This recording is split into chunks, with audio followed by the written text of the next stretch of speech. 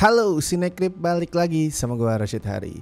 Yang kali ini bakalan ngomongin sebuah film Korea nih, yang gue yakin buat para penggemar drakor Reply 1988 pasti bakalan suka. Yaitu ada Victory, yang udah tayang di bioskop sejak hari Rabu kemarin ya. Jadi udah agak lama dan gue lihat layarnya tuh memang udah mulai berguguran. Dan dasarnya ini emang dikasih jumlah yang gak terlalu banyak layarnya. Jadi kayak misalkan lu pengen nonton langsung disegerakan. Kenapa gue bilang fans Reply 1988 ya, atau sebenarnya fans Reply secara keseluruhan ya, itu bakalan suka sama film ini karena emang Victory nggak tahu sih, kayaknya disengaja emang itu didesain supaya mengingatkan penontonnya ke drakor itu. Pertama karena dia itu ngambil setting masa lalu. Reply kan identik dengan setting masa lalu ya, 97, 94, 88 semua itu identik dengan munculin nostalgia dari era yang udah-udah. Dan yang kedua karena yang jadi pemeran utamanya adalah Yeri, which is dia itu adalah pemeran utama juga di Reply 1988 yang mainin Mbak Doksun ya. Tapi kayak series Reply juga, Victory ini gak sebatas pengen ngasih nostalgia kosong, gak cuman mamerin oh zaman dulu tuh suasananya kayak gini, mainannya kayak gini, teknologinya kayak gini terus kosong, enggak. Tapi dia tuh berusaha ngebangun feeling, perasaan yang sama kayak zaman dulu pada saat belum ada internet, belum ada medsos. Orang-orang itu menciptakan kenangan indah dengan cara ngumpul bareng, happy bareng, ketawa bareng, berbahagia bareng. Nah itu yang coba ditekanin. Tapi Victory ini settingnya bukan 80-an ya, melainkan tahun 90-an, tepatnya 99, di kota kecil yang namanya Goje, yang buat banyak anak mudanya itu adalah kota yang boring, yang membatasi ruang eksplorasi mereka. Termasuk buat Pilsun yang diperanin sama Mbak Hyeri dan sahabatnya yang namanya Mina. Jadi mereka ini bercita-cita pengen jadi dancer profesional. Makanya mereka berharap suatu hari bisa ngerantau ke Seoul. Ini mereka tuh gak dikasih ruang khusus gitu, karena dulu mereka sempat bikin masalah sebenarnya. Tapi di luar itu juga karena pihak sekolah ngerasa aduh ngedance nih gak ada gunanya. Dan di rumah hubungan si Pilsun sama bapaknya itu juga kurang harmonis. Bapaknya Pilsun sendiri emang lagi terjebak dilema, karena sebagai manajer di sebuah galangan kapal dia tuh harus milih apakah dia harus mihak sesama pekerja yang lagi demo buat memprotes kurangnya perhatian terhadap well-being mereka, atau cari aman dan nurut patuh sama bos dia yang anggap kalau peran para pekerja, peran para buruh itu gak penting. Di awal nih gue lihat Victory emang belum terlalu ngegas. Jadi misalkan lu ngerasa aduh kurang nonjok filmnya, mungkin agak capek ya, sekitar 15-20 menit pertama itu wajar. Soalnya emang ceritanya sendiri belum terarah ya, masih diisi sketsa-sketsa yang mungkin agak random. Terus humornya juga gue lihat belum terlalu terasah di beberapa menit pertamanya, walaupun as always Hyeri itu selalu bisa diandalkan buat ngelawak. Gue selalu suka sih Hyeri karena dia itu ya sesuai dengan image-nya adalah mbak-mbak cakep, mantan idol yang gak ragu buat kelihatan jelek demi nambah kelucuan. Mau itu di drakor, mau itu di variety show, mau itu di film kayak Victory ini ya. Image dia kan itu, dia gak ragu buat mempermalukan dirinya sendiri, bersikap konyol, pasang ekspresi yang aneh biar penonton terhibur. Dan di Victory juga sama. Jadi walaupun di awal kayak tadi gue bilang belum terlalu maksimal filmnya, komedinya juga belum lucu-lucu amat, tapi performance-nya Hyeri ini masih menyenangkan lah, masih menghibur buat ditonton. Titik baliknya adalah di saat sekolahnya Pilsun itu kedatangan murid baru di Seoul. Namanya itu Soo-hyun. Dia adalah adik dari Dong-hyun yang seorang pemain bola superstar yang didatengin buat naikin kualitas tim sepak bola setempat. Nah, sebagai seorang adik dari seorang superstar bola, terutama adik perempuan pula, si Soo-hyun nih ngerasa dia selalu hidup di bawah bayang-bayang kakaknya.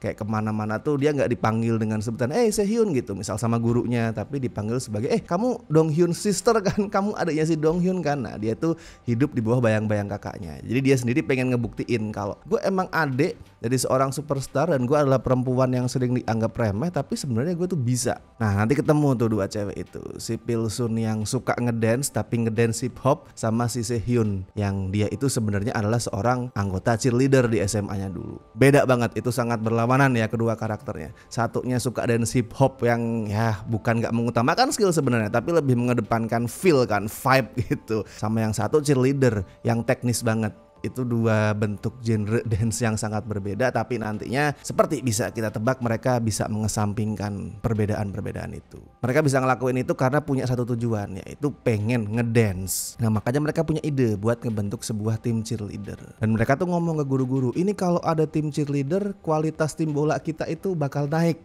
Itu disampaikan biar mereka tuh dapat ACC. Di situ turning point filmnya. Dari yang tadinya gue bilang di awal tuh agak kurang menggigit, dia tuh berubah jadi sesuatu yang emosi emosional yang menggugah pada saat proses pencarian anggota tim cheerleader itu dimulai. Kalau ada satu kata yang bakal gue pakai buat mendeskripsikan Victory itu bahagia sih. Gue nonton Victory itu rasanya bahagia banget. Gue bahagia ngelihat karakternya itu bahagia pada saat mereka berusaha membahagiakan orang lain. Karena kan mereka kemudian sampai pada kesimpulan kalau kita ini sebagai tim cheerleader tujuan utamanya adalah membahagiakan orang lain. Kita support orang lain. Bukan cuma tim bola tapi akhirnya karena di sini mereka juga bakal jadi cheerleader buat orang-orang lain termasuk yang lagi demo juga. Mereka jadi cheerleader, mereka ngedance untuk mendatangkan kebahagiaan dan akhirnya mereka ngerasain kebahagiaan yang sama dan kita juga yang nonton, gue yang nonton juga ikutan bahagia. Jadi intinya Victory ini adalah cerita tentang cewek-cewek yang berusaha mencari kebahagiaan, nyari kebebasan dan mereka bisa ketawa bareng, bisa ngerasain happy dan akhirnya mereka nemuin semangat buat hidup walaupun mereka lagi ada di tahun 99 which is itu adalah tahun dimana orang-orang lagi takut sama isu kiamat tuh. Ada ketakutan Y2K kan pada saat itu, pergantian milenium, kiamat. Orang-orang banyak yang takut kalau wah ini mau kiamat, kehidupan berakhir, kita pada mati.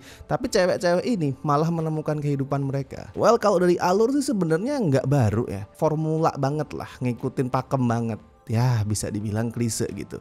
Masih ngikutin pakem soal from zero to hero di film-film olahraga. Tapi yang gue suka dan buat gue spesial itu adalah perspektif yang dibawa soal keberagaman. Karena gini, mereka ini berusaha ngebentuk tim cheerleader yang logikanya ya udah mereka nyari orang-orang yang bisa ngedance ala cheerleader. Tapi kan nggak bisa segampang itu karena cheerleader tuh susah. Dan ini adalah SMA di kota kecil, nggak semua orang itu menguasai tarian sekompleks itu. Makanya mau nggak mau mereka ngasih kesempatan buat anak-anak yang ya berasal dari berbagai macam background. Macam-macam banget backgroundnya. Ada yang emang seorang dancer, tapi dancer yang bukan cheerleading, misal dancer tradisional lah. Terus dancer apa tuh namanya, popping ya, yang robot itu. Terus mereka juga ngasih kesempatan buat atlet taekwondo. Terus orang-orang kutu buku yang selama ini cuman belajar, yang dianggap lu nggak bakalan bisa olahraga, lu nggak bakalan bisa ngedance, itu juga dikasih kesempatan. Karena pesan yang dibawa tuh gini, dalam kehidupan itu nggak ada satupun peran yang lebih superior dalam hal apapun. Dunia cheerleader, main bola, kerjaan, sekolah, sampai pada saat lu ngomongin gender itu nggak ada satupun yang lebih superior. Semua itu penting sesuai dengan porsinya masing-masing. Mau lu adalah peran utama atau sebatas peran pendukung, supporting buat temen-temen lu, buat tim lu, itu nggak ada yang lebih superior dan nggak ada yang lebih inferior. Semua setara, semua punya peran dan porsinya masing-masing. Mau lu di sekolah adalah seorang kutu buku yang akademis banget, mau lu adalah seorang yang atlet banget, yang dancer banget, yang nyeni banget, itu semua sama. Semua punya kelebihan dan kekurangannya masing-masing. Mau lu adalah seorang manajer di kantor, lu adalah seorang bawahan, buruh, atau kalau kita ngomongin gender lu cowok, lu cewek, itu nggak ada beda. Semua setara. Nah dari situlah Victory bisa ngasih beberapa adegan, beberapa situasi yang menyentuh, yang empowering. Mau itu terkait konflik tim pemandu sorak, sampai soal konflik keluarga juga ada antara Pilsun dan bapaknya. Itu semua bisa ngasih pemandangan yang menyentuh. Cuman satu kekurangannya, di endingnya nanti para protagonisnya ini kepikiran nih, ngide mereka setelah ngelihat salah satu tim cheerleader yang keren banget, mereka kepikiran buat kenapa kita nggak ngikutin gerakan mereka. Selama ini kita cuman sebatas ngedance biasa, tapi kita ngelihat ada tim cheerleader lain tuh gerakannya dilempar-lempar tuh. Kenapa kita nggak ngikutin mereka? Gerakan cheerleader yang kompleks dan bahaya itu nantinya bakal dijadiin payoff di belakang. Dan gue udah nungguin banget karena gue udah ngerasa wah ini nanti pasti bakalan bikin nangis banget nih, bakalan menggugah banget pada saat mereka yang tadinya tuh amatir akhirnya bisa ngelakuin gerakan yang sekeren itu. Tapi sayangnya nggak sekuat itu presentasinya. Alasannya satu, karena nggak pakai build up. Kita nggak dikasih melihat jatuh bangun mereka pada saat ngelatih gerakan itu. Kita nggak dikasih lihat kesulitan mereka. Ya udah, mereka kepikiran, kenapa gak kita lakuin ini? Dan tiba-tiba pada saat klimaks mereka bisa. Jadi pada saat akhirnya gerakan itu bisa dilakuin, gue nggak ngerasain apa-apa karena gue nggak ngelihat proses mereka latihan gerakan itu. Nah itu sayang sih. Karena andaikan nih ada build up yang lebih proper, itu momen bakalan emosional banget. Jadi agak gue sayangkan sih. Walaupun tetap buat gue klimaksnya satisfying. Ngelihat orang-orang yang tadinya awalnya tuh ya Allah boro-boro ngedance cheerleader deh, ngedance biasa aja susah, terus akhirnya mereka bisa nari dengan keren banget, dengan rapi, dengan pede, koreografinya ketata banget, itu satisfying emang. Dan kayaknya punya 2 orang mantan idol di cast lu sangat membantu ya untuk film-film ngedance seperti ini. Gue nggak tahu background cast yang lain yang supporting, cuman kan jelas si Yeri dulu di Girls Day, terus si Jo Aram yang mainin Sehyun itu anggota Gugudan. Jadi kelihatan lah mereka berdua itu ngedance dengan sangat-sangat enak karena yang mantan idol. Dan nanti di credit scene ada juga sih cameo idol lain yang masih aktif sekarang, masih populer. Gue nggak akan reveal walaupun kayaknya kalau lu penyuka dunia Korea lu udah tahu nih cameo siapa yang gue maksud. Tapi buat yang belum tahu silahkan ditonton dan ditunggu.